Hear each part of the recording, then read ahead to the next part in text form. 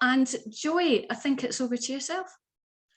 Okay, thanks Fiona, and thanks everyone for coming, and hopefully I won't cause a riot with some of my interpretations of Glasgow housing history. It has been known to happen before, so we'll see what happens on Zoom. So like Fiona said, May is, let me just get this up. May is Local History Month. It's been organised for a long time now by the Historical Association with the aim of increasing awareness of local history, promoting history in general, and encouraging the local community to participate. And really my own experience of researching and talking about and sharing aspects of Glasgow's housing history, and especially elements of tenants' experience and various housing movements, has been from a non-academic point of view. It's been finding material in different libraries and archives through chance conversations with people, following threads, and ending up places I never thought I'd be. So I think that really is in the spirit of Local History Month. And although quite Glasgow-centric, as I usually am, hopefully this can inspire people to dig into the history of housing in their own area and even in their own lives. So got a map of Glasgow here. So really, firstly, why Glasgow and why housing? So Glasgow is a city I've lived my whole life, and it's, the question of housing has dominated my own life personally, in terms of how many times I've moved and how it's structured my work and different relationships.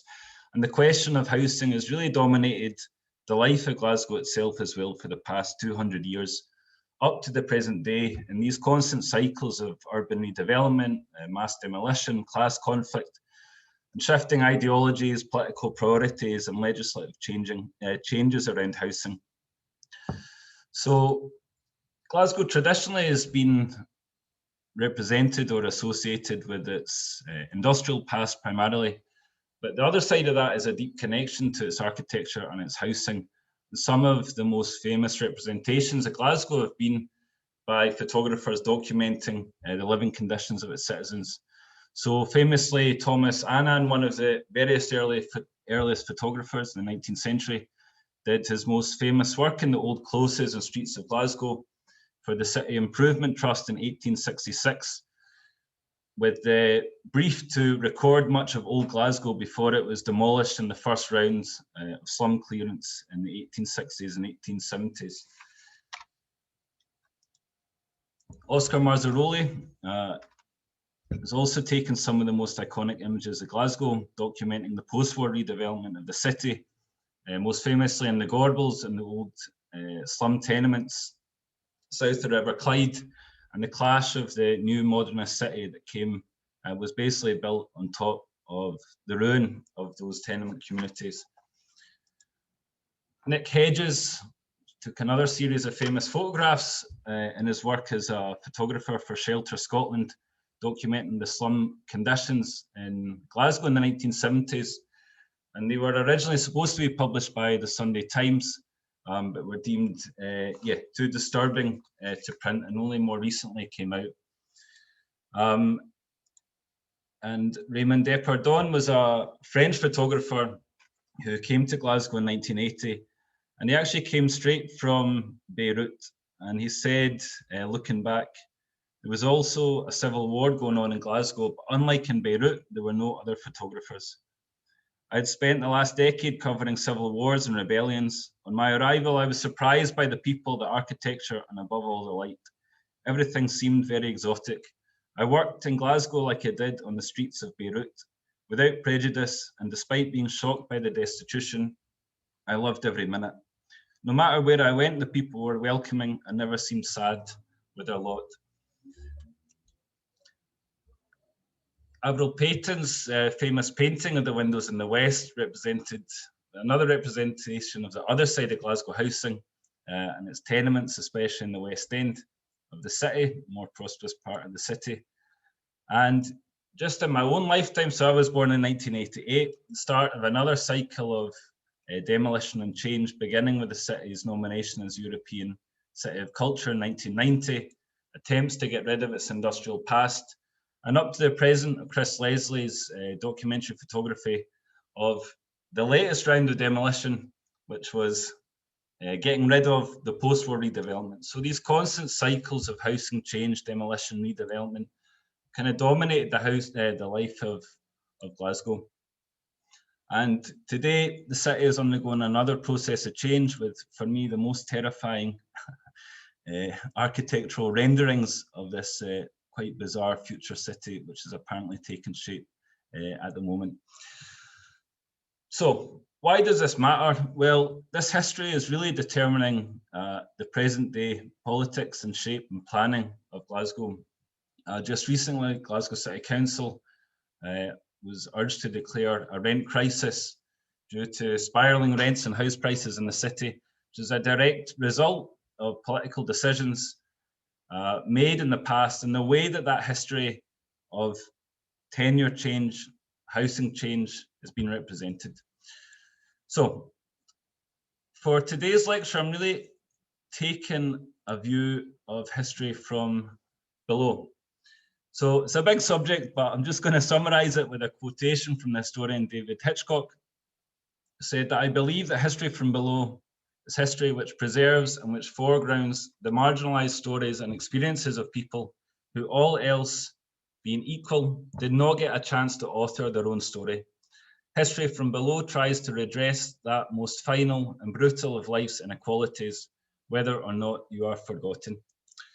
So that is really the story of Glasgow's tenants, of the people that fought for better conditions, that survived the horrific conditions they found themselves in, and whose voices have largely been forgotten by history.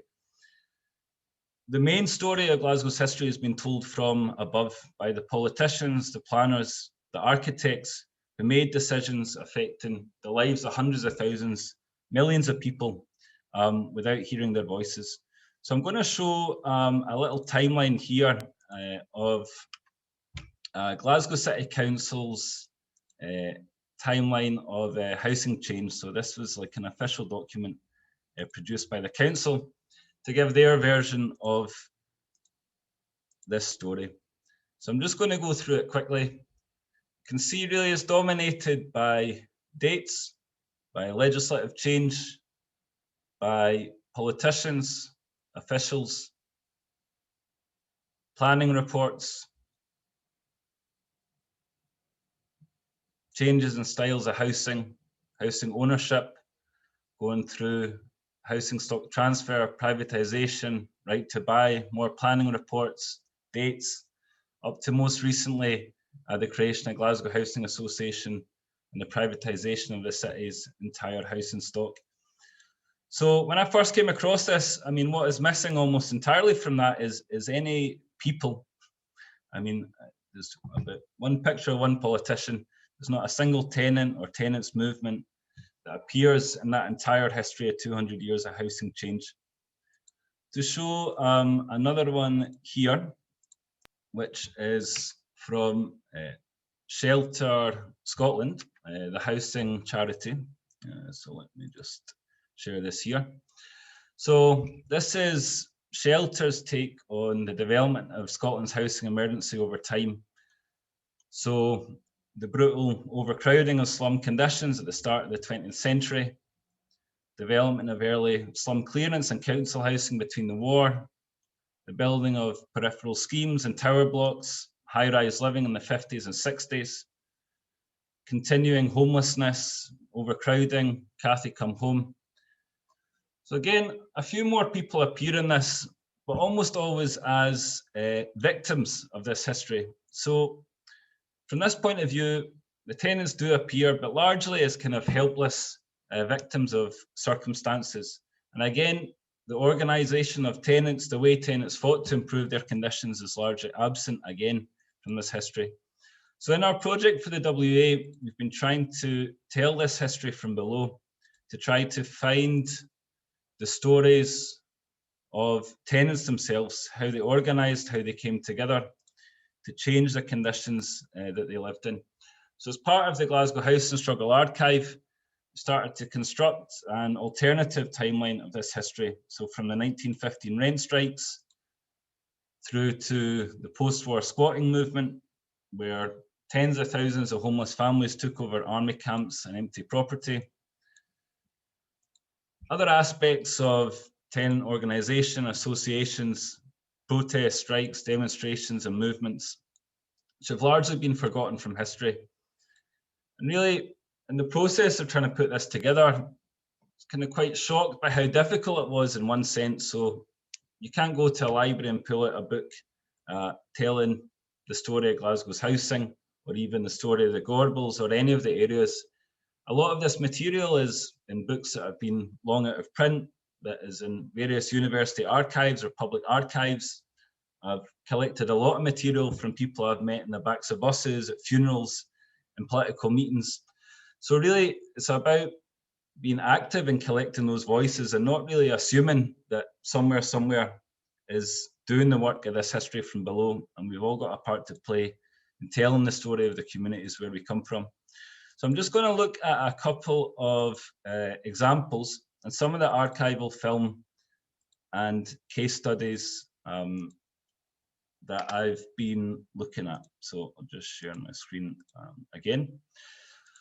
So probably the most famous example of tenant action in the whole of Britain in the 20th century was the Glasgow rent strikes of 1915, when in the first years of the World War I, there was a massive influx of tens of thousands of workers from the Highlands, from Ireland, from further afield into the munitions factories of Glasgow, into slum tenements and conditions of extreme overcrowding.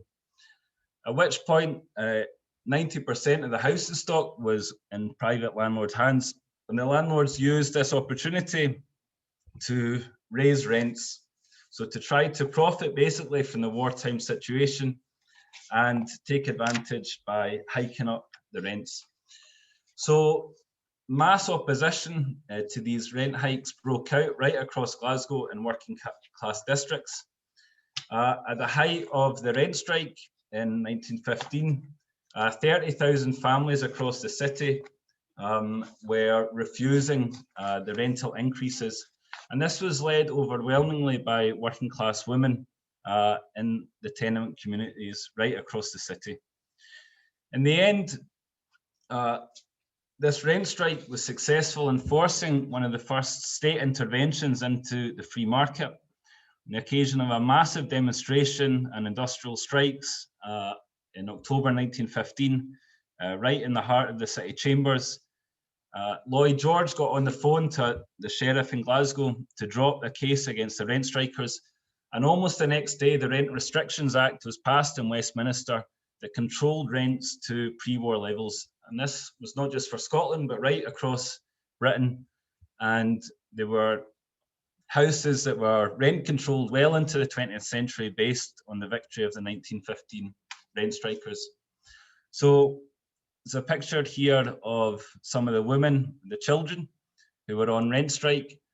And an aspect of this people's history of housing is that this was a sphere largely controlled and led and organised by women, in contrast to the labour movement, or basically much of social and political life, public life in Scotland in the early 20th century. One of the leaders of the rent strike was quite a remarkable woman, Helen Crawford, who was a leader in the suffrage movement, in the anti-war movement, and went on to be one of the founders of the Communist Party.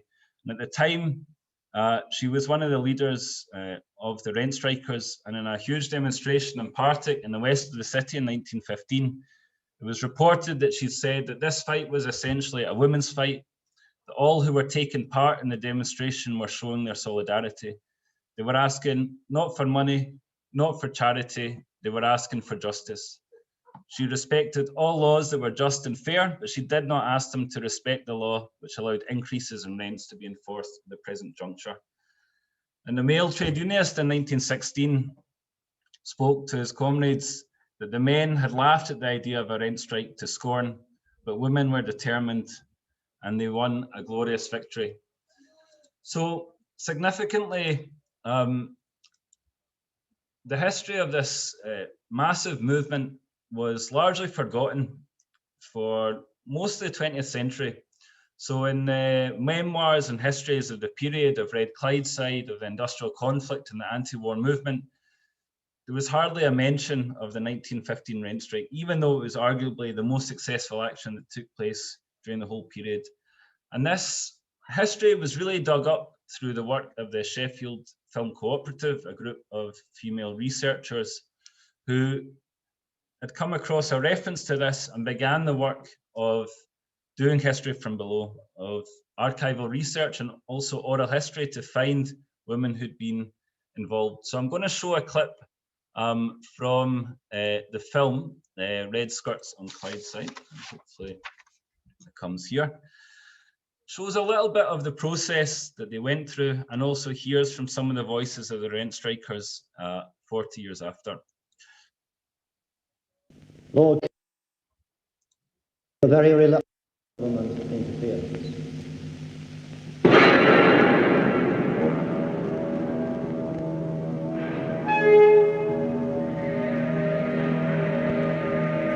We were researching the Glasgow rent strike, which took place in 1915 during the First World War. We wanted to talk to any women who remembered the strike and the Glasgow Women's Housing Association who organised it. There were also 4 women we wanted to know more about.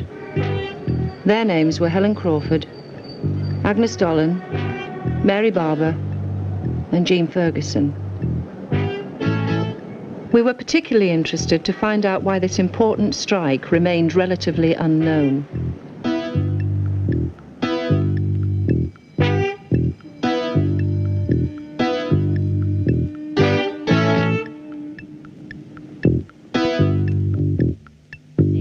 We made contact with some women in Glasgow. Jessie Finlay, a political activist all her life. Margaret Young, Cathy Mailer and Sadie Fulton, whose parents were politically active during the period. Mary and Jessie Barber, the granddaughters of Mary Barber. Well, as far as the rent strike was concerned, the women played a very important part in this. And Partick and Govan were the hotbeds at that time. Now, when there was an eviction of anyone, doesn't matter who they were, then the women got busy. And at that time, of course, the back courts of tenements ended up in a square.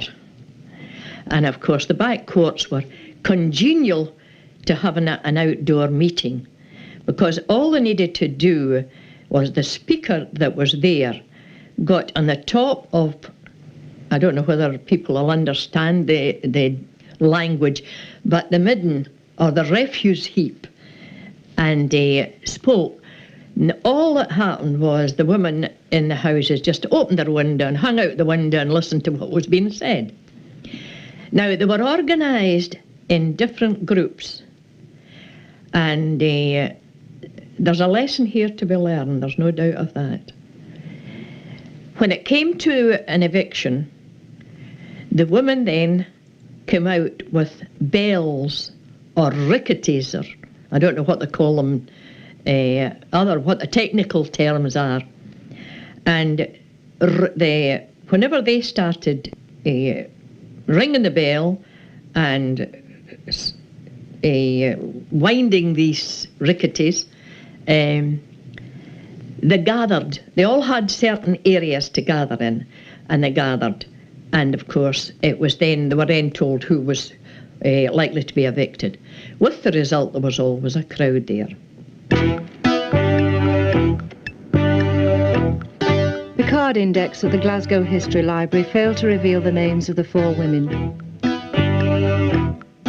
There were no records of the Glasgow Women's Housing Association. Maybe we needed a women's history library. Okay, thanks. So you can see, yeah, even through that probably the most well-known event in the, well, one of the most significant in the history of the 20th century working class movement. And it just took that small group of women to really hear about it and follow up the thread that led to its kind of renown today. So I'm going to skip forward in history a little bit, just get off here, and look at another little episode from this history. That's really this period after the end of the Second World War.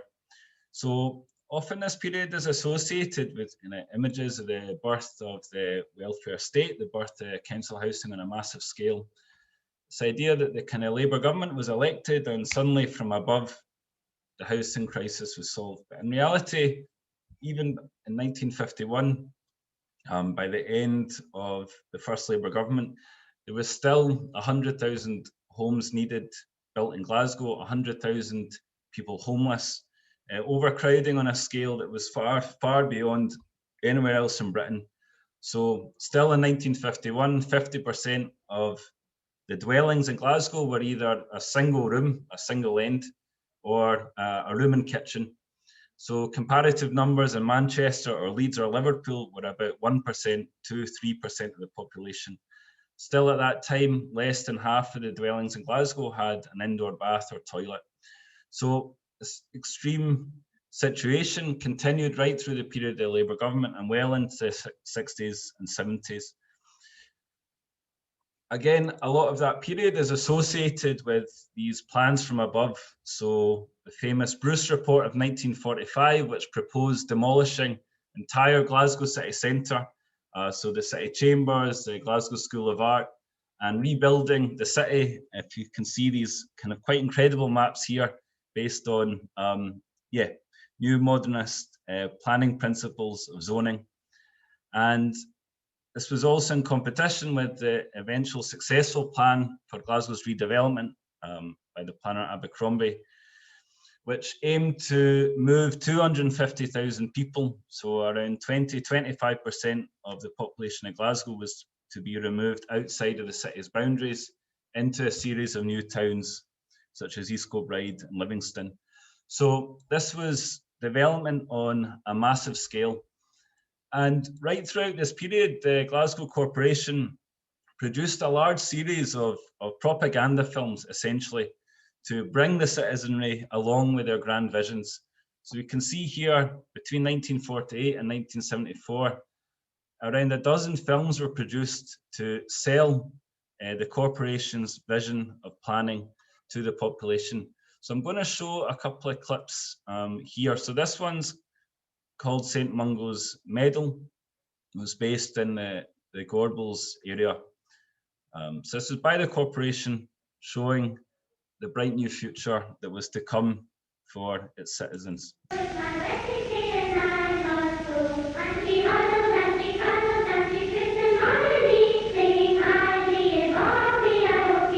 people behind this window have created a home in the heart of a hovel.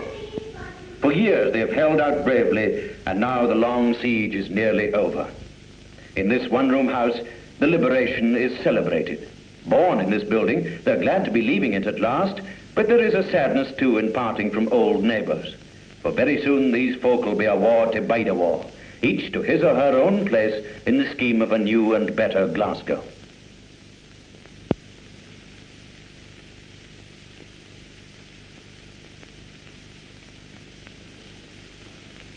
To these two, the uncertain future is just beginning to unfold like a forgotten dream coming true.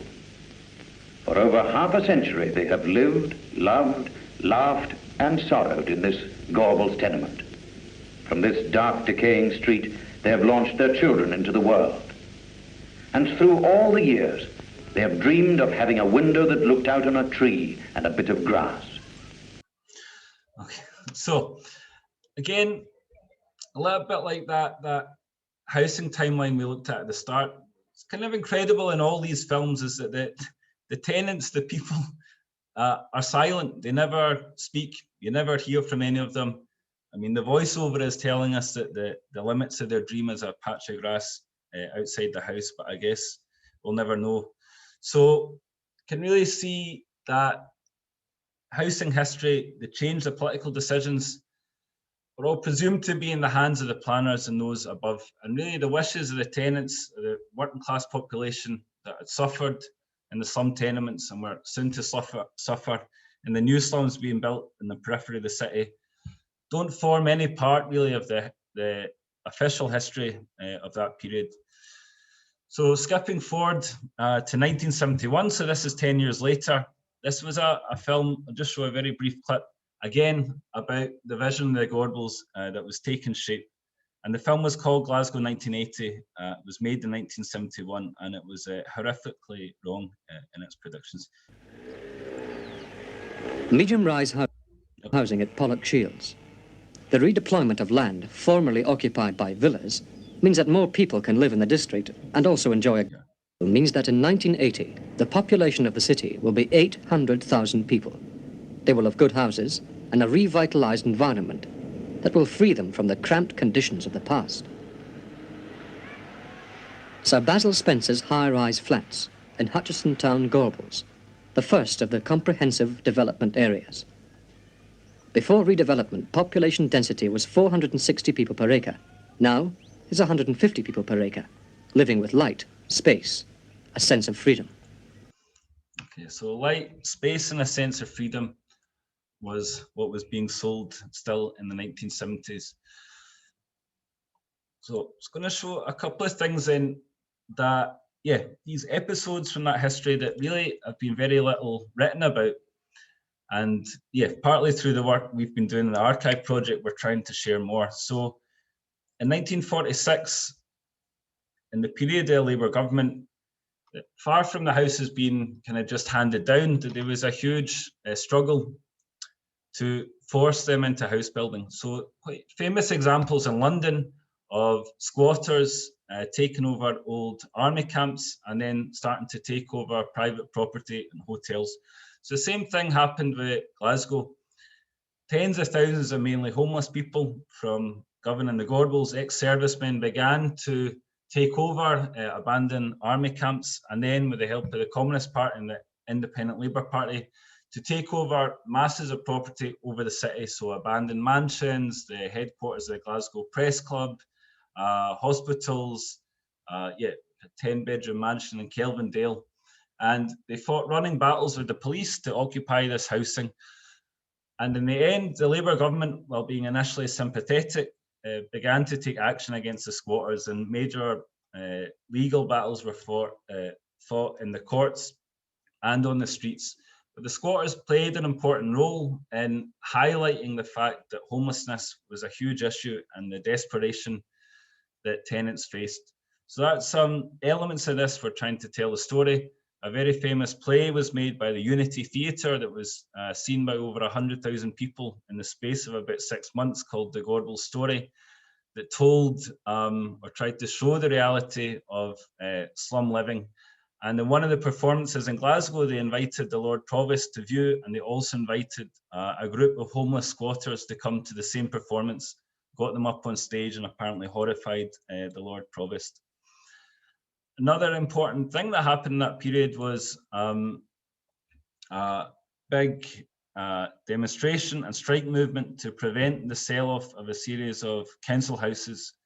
So in 1951, Tory council in Glasgow announced plans to sell off high amenity council housing in the south of the city, while 90,000 homeless people were still on waiting lists. And a huge movement broke out to defend these houses in Marylee. Interestingly, it was led by the workers who had built the corporation houses and by working class women. And there was a poem here written by the building workers that we found, an account of the women leading the occupation of the city chambers. At one point, they brought a dead rat that they'd found in their house and threw it at the councillors. And these little elements that were really in huge contrast to the way women were being portrayed at the time. So lots of these little stories that we're trying to draw out from the history and show that actually tenants weren't passive at any point, but were constantly fighting to improve the conditions they lived in. So another little clip I'm going to show was just what happened to these promises of the bright new Gorbals that had been promised in the Glasgow City Council and Glasgow Corporation films. So these are tenants that lived in a very famous redevelopment called Hutchison Town that was opened by the Queen in 1971 to great fanfare, and by 1981, due to the terrible dampness and the corruption involved in the building contracts, were almost abandoned. He says one of the Under Secretary of State, Mr. Brown, says one of the major factors of the dampness was the old people having so many hot baths.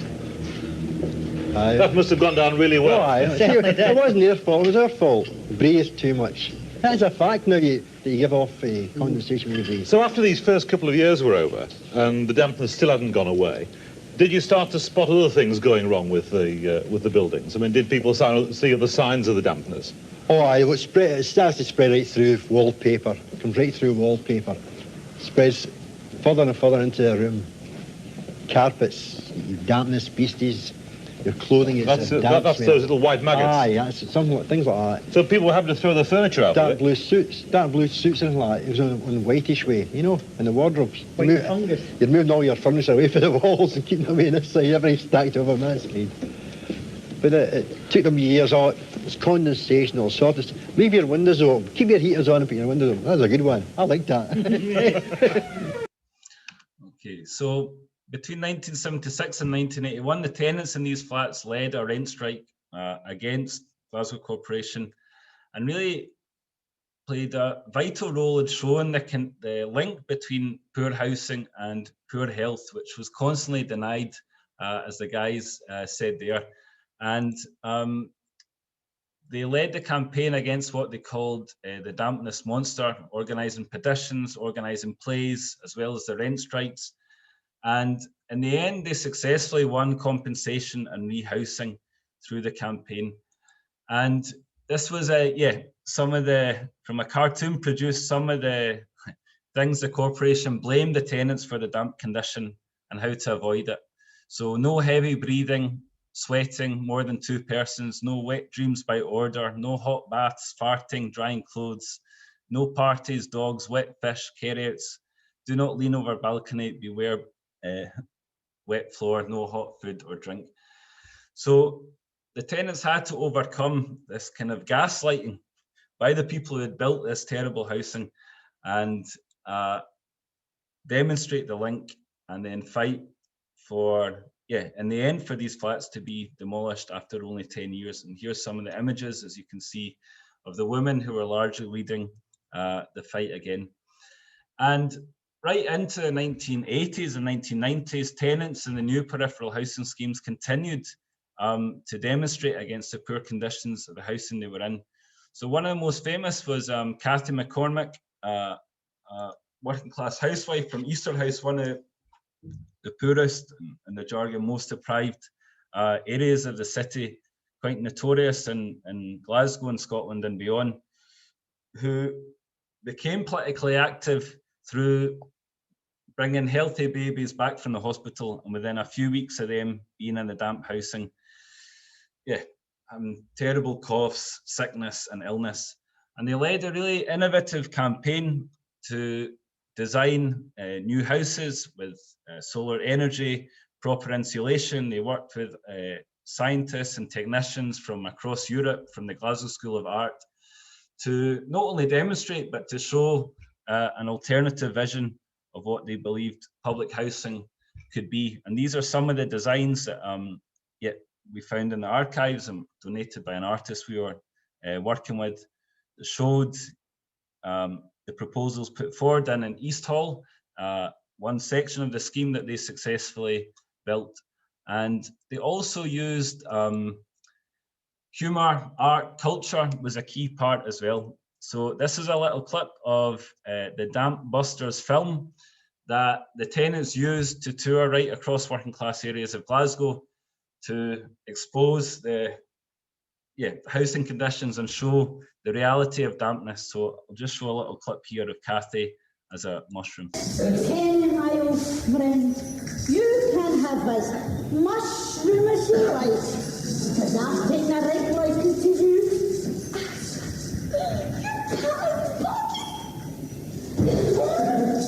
You're only talking. You're thinking. You're minning.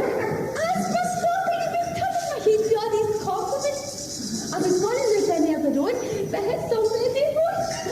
Oh, aye, stepping my big cousin. Huge black moles.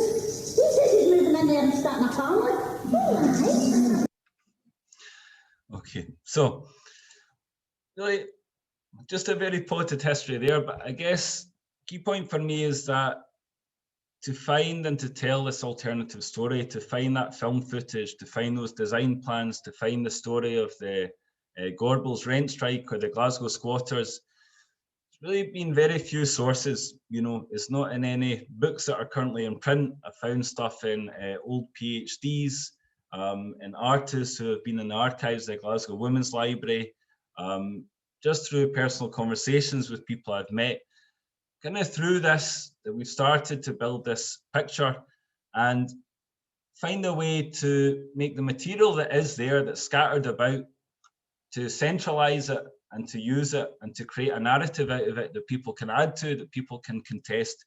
Because the reality is that within Glasgow's built environment, there is no trace of any of these struggles at all in the city, save what people have fought for themselves. So there's one recent monument to Mary Barber and the Glasgow rent strikers in 1915 that a campaign fought for 10 years. There's very little in the urban landscape that would hint at any of this history if you didn't know and if you didn't look. So by collating this, by starting to put it together, by sharing it, by doing walking tours, meetings, we're collecting more and more stories and materials, and then giving our own timeline in contrast to that from above. And just lastly, to say that the WEA has played an important role in capturing and sharing this history.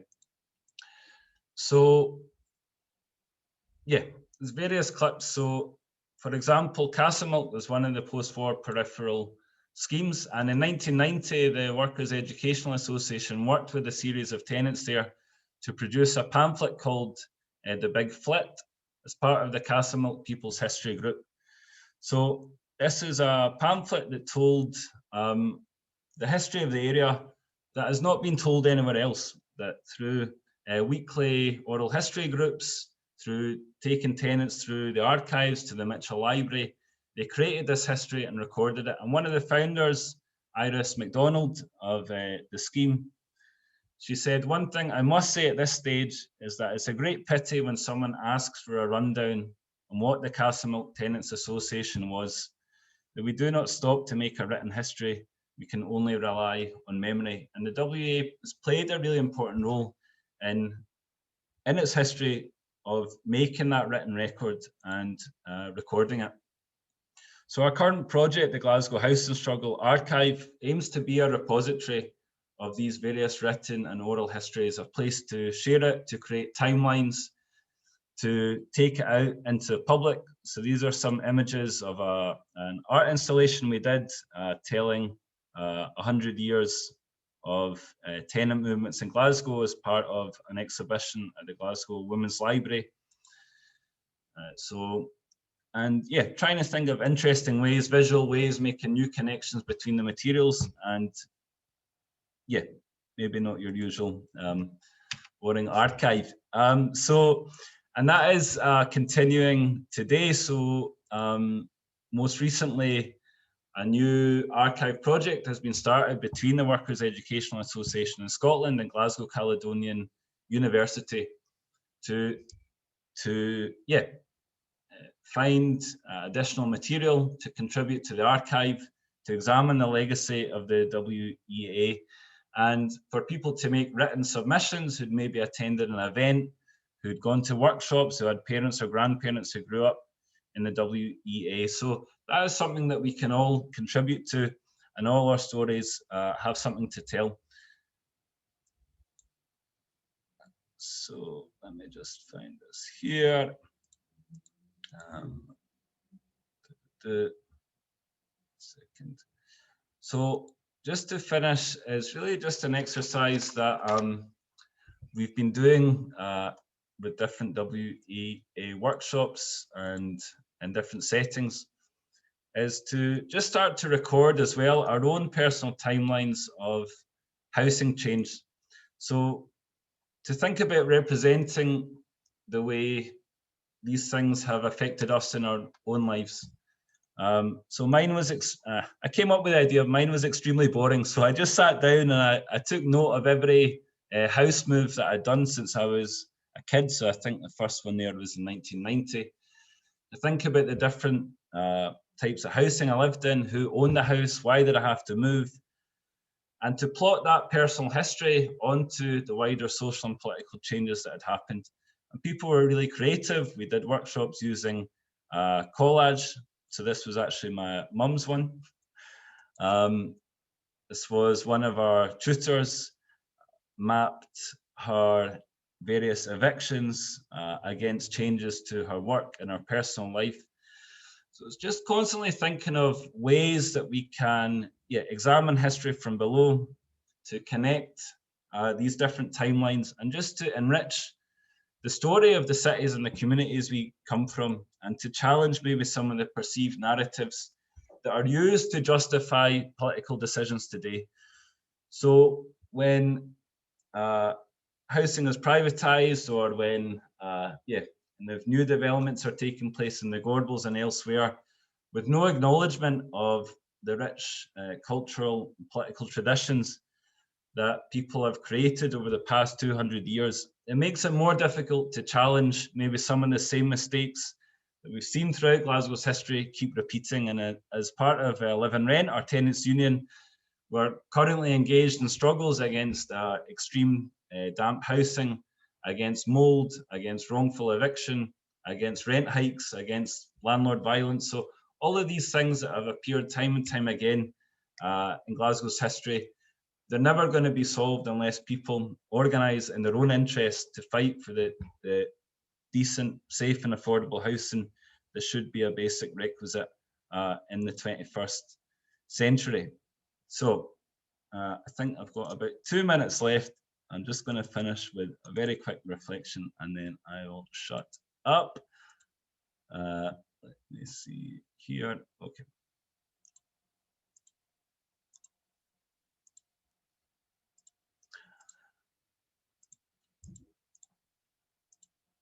Okay, so I'm just going to finish with a quote from Kirstine Payton, who's an academic between Glasgow and Liverpool, who did a lot of work on the gentrification of Partick in the west of the city.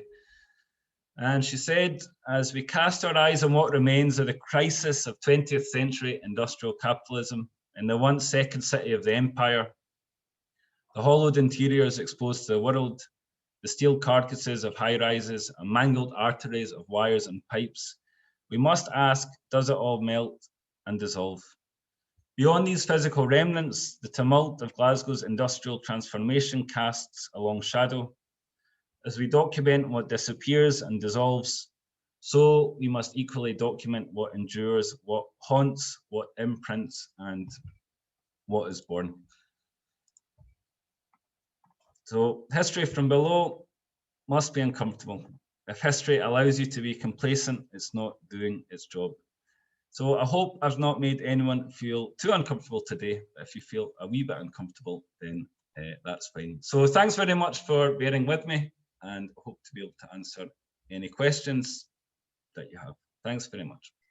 Cheers. Thanks very much, Joey. That was really interesting. And as someone whose heritage is in Glasgow, I certainly personally found that really interesting. Now we've got some questions. Let me scroll up here. I'm just going to start from the top here. We've got a question from Guy. You were talking about tenant participation, obviously. He's saying, in regard to that, what about Tony Gibson and planning for real in Dalmarnock, East Glasgow, 1977? This seemed a really involving project and acted as an incentive to community development projects around Britain. So to that, I would say I do not know much about that, but this is precisely why we want this Glasgow House and Struggle archive basically to be a kind of repository or a framework where people can tell these stories. So, sorry, who asked that question? It was Guy. Guy, yeah. So it would be really interesting to hear your thoughts on that. If you have documents or materials from the time, or could go and interview some of the people involved, and that can, yeah, be added to this timeline, because I think there's so many things like that that are just not known about. They're not shared. It's very difficult to find out about them unless you were involved. So I will definitely look that up. And if you want to get in touch after, could think about doing a little piece around it. Yeah, Guy, if you want to get in touch with us, the email address is membership@wea.org.uk. So we can certainly pass on any information that you have. Okay, thanks for that. Now, what have we got next? Yeah, this is a question from June. I don't know whether it's a question we can really answer, but she's asking, how is it that local records don't seem to exist? It reminds her of the history of children's homes in England, which I'm assuming there's a very kind of similar kind of situation. Yeah, and I guess, yeah, I guess my experience is I've done a lot of this research and writing and projects not in academia. So yeah, I've been quite interested in just thinking about how if you're not within the academy or in a university or an institution, how, and you're interested in this stuff, how do you find out about it? And again, it's just a lot of this material is there, but it's about having the time, having the knowledge, having the ability to access it. And a lot of maybe the more recent movements, a lot of that stuff in the 20th century, the post-war material, the only place I've read about a lot of it is in one unpublished PhD that I found by this guy, Charles Johnston. It's an incredible piece of work that I just found on the Glasgow University website. You know, it's the only place I've read about the Glasgow squatting movement. It's one of the only places I've read about this Ardennes rent strike. But for example, recently that big campaign in Marylee in 1951, one of the leaders was a building worker, communist called Ned Donaldson. And yeah, last year his daughter, who is now Annie Donaldson, who's a lecturer at Strathclyde Uni, yeah, kind of got in touch, and she's now working to republish a history of that movement that her dad wrote. That she's digging out a lot of the archives and records she just had personally, working with different historians to put this material together. So again, it's that kind of mix between like personal links. A lot of this material is there, or maybe hidden. And I think like just a lot of people, I mean, probably everyone has something, you know, some document, some story, some photograph that could form part of these records. So yeah, I think it's just about using all avenues. And I think the main thing is just, I always assume that there's somebody somewhere in some research department that is doing this work. And the more I've done it, I find out there isn't, you know, so it's just, if you're interested in it, say just take the initiative and see what you can find. Okay. Okay, right, we've got a question from Bridget Thomas. She's saying, what is the situation today? Now, I'm assuming that she's talking about the situation of housing in, presumably, Glasgow and wider Scotland. I don't know whether that's a question that you're able to answer, because obviously you've been looking back, but I don't know if there's anything that you could sort of tell us about in terms of how things are now. Yeah, so I mean, there's been huge changes, and I think maybe the interesting thing about the last maybe 20, 30 years is that it's not produced anywhere in terms of like, you know, demolition of thousands of high-rise buildings, transformation or erasure of whole communities like in Sight Hill in the north of the city that have just been completely demolished and again are being rebuilt for the third time. You know, after the war, kind of Gorbals and these other tenement communities came down. There's masses, you know, there's songs, photographs, memoirs, autobiography, novels. You know, it's still imprinted in the psyche of the city, even for people that were born well after it. So that Oscar Marzaroli exhibition at Street Level Gallery last year, I mean, it was mobbed, you know, because these images from the 50s after the war, that's what people associate with Glasgow, whereas what replaced it didn't seem to have that connection. So at one point, Glasgow was said to have a higher percentage of public housing than the Soviet Union. I think upwards of 60–70% of Glasgow's population was housed in council housing. And now there is no remaining council housing at all.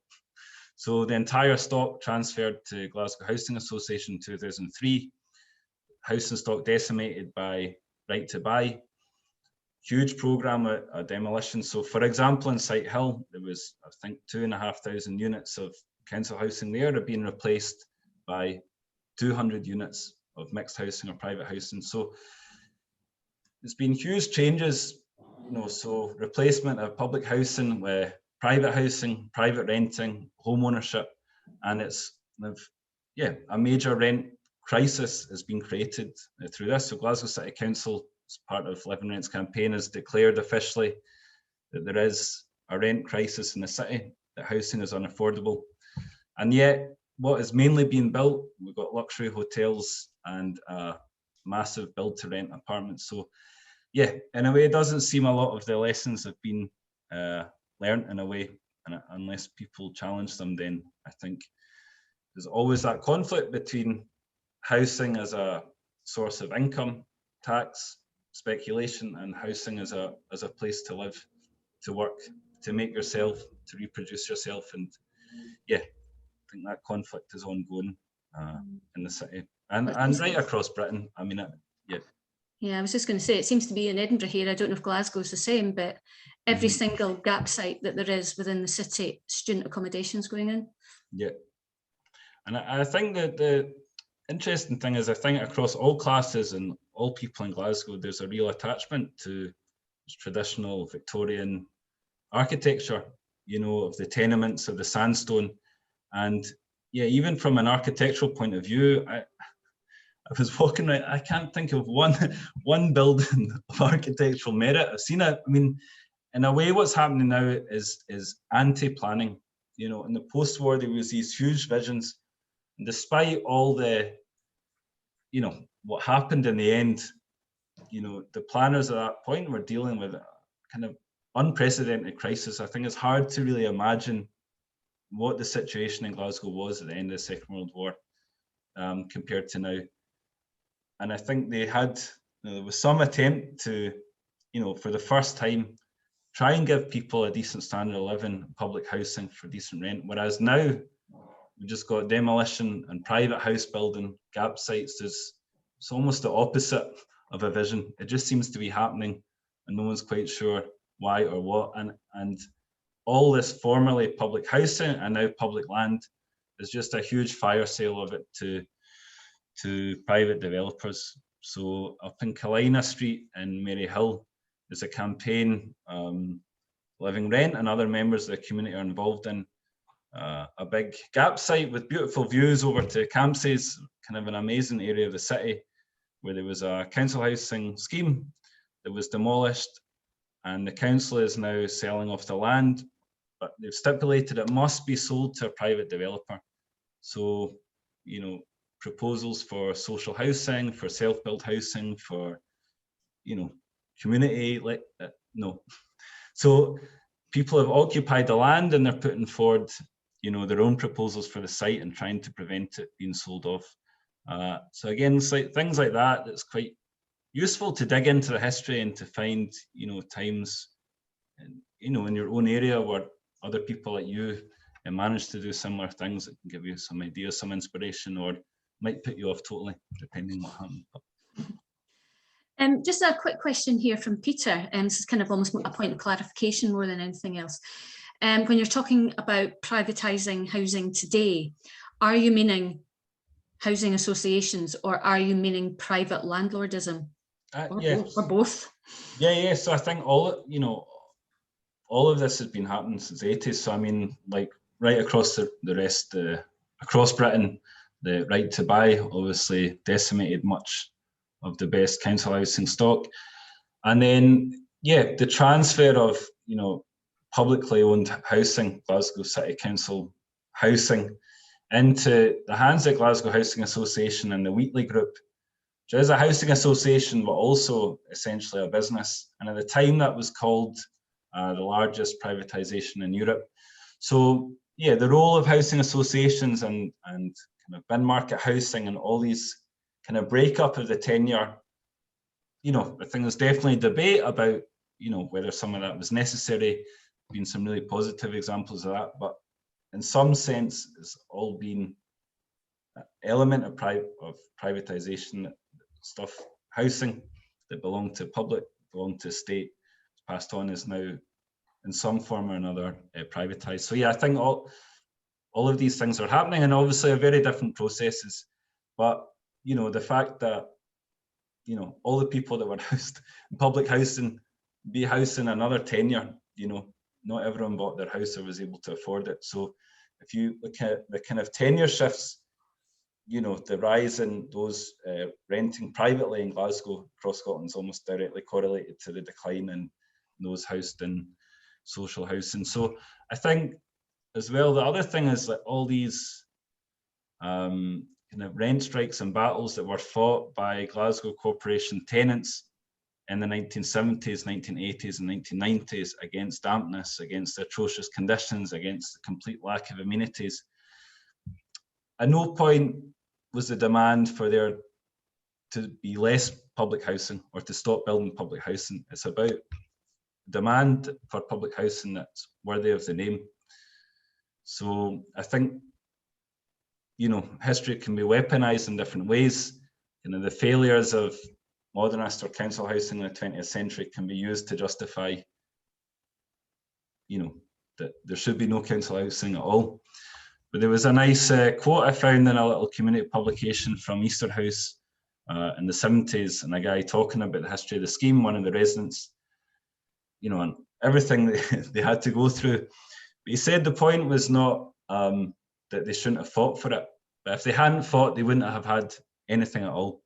And I think it's easy, people maybe now looking back, they didn't live through it.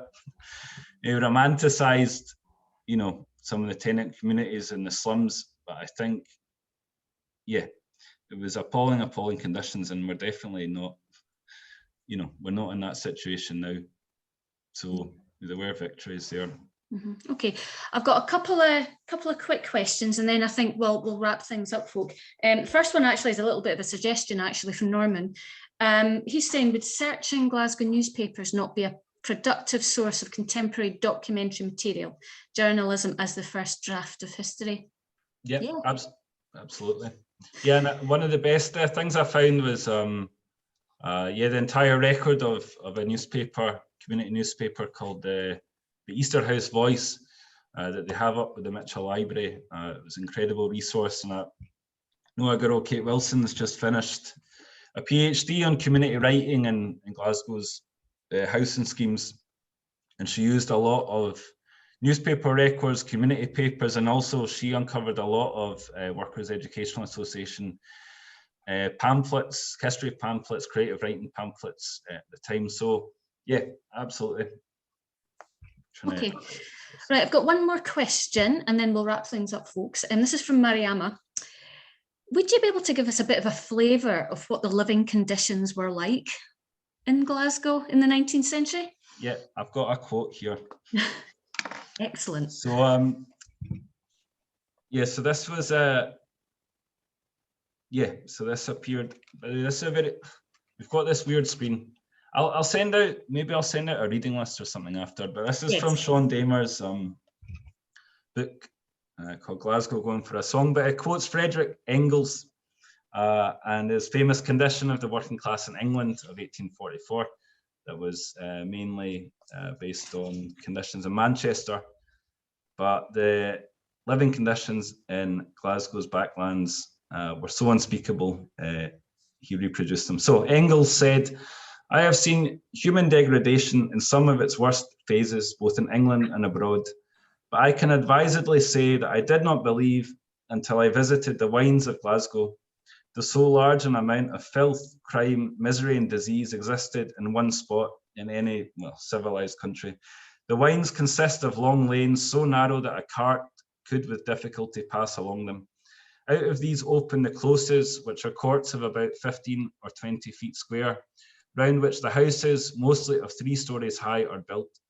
The centre of the court is the dunghill, which probably is the most lucrative part of the estate to the laird in most instances, and which it would consequently be esteemed an invasion of the rights of property to remove. In the lower lodging houses, 10, 12, or sometimes 20 persons of both sexes and all ages sleep promiscuously on the floor in different degrees of nakedness. These places are generally, as regards dirt, damp, and decay, such as no person of common humanity would stable his horse in. And yeah, think about the incredible profits being made from industry and empire at the time, on top of that heap of human misery, and the people paid and made landlords very rich for the privilege of living in those conditions. So I think, yeah, there's lots of material out there on how horrible. We'll maybe get a copy of that quote for you that we can give to everybody. Yeah. Okay, well, thank you so much for that, Joey. I really enjoyed that. I hope everybody else found that really interesting. What struck me and what I found quite interesting, this is slightly comedic, was to see actually some footage of the Duke of Wellington statue without a road cone on his head. No, that doesn't happen anymore. So even the horse has a road cone on his head sometimes. Well, I liked the wee meme where Edinburgh done it, and they were like, "Edinburgh, get your own patter." So yeah, I think it's been lovely. Okay, folks, right. Thank you, Joey. I am going to launch our poll. Here we go. And I actually will remember to launch it this time. There we are. So if you could take a little minute or two to fill that in for me, and I'm actually going to stop our recording.